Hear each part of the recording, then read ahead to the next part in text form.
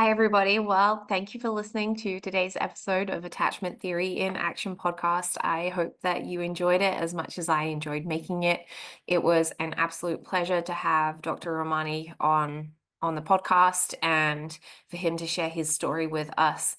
What I love so much about Dr. Nima's work is that he is bringing attachment theory to people's lives who probably would have never even thought about it.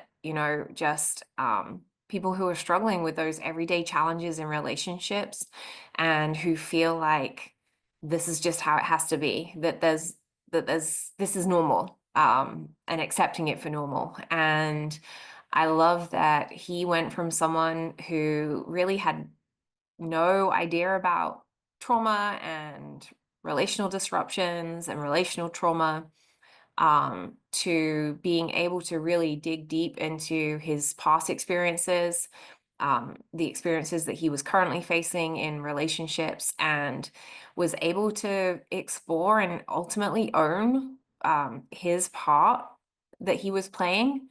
That's a very vulnerable place to be at. And so I have such a huge amount of respect for that. And I just love his theory. It doesn't have to be catastrophic, that being able to embrace our challenges, embrace the things that we find difficult, and the truths about ourselves. It doesn't have to be a catastrophe. It can be more simply a recognition of, wow, I didn't know this about myself. And now that I do, I can do something different about it. And my life doesn't have to keep going down the same track. I don't have to keep repeating the same unhelpful behaviors. So I just think that Dr. Ramani's work is extremely enlightening, and empowering. And I hope that if you are watching and listening, and maybe you have some challenges in your relationships, that you can have a little think about what came up in today's podcast as well.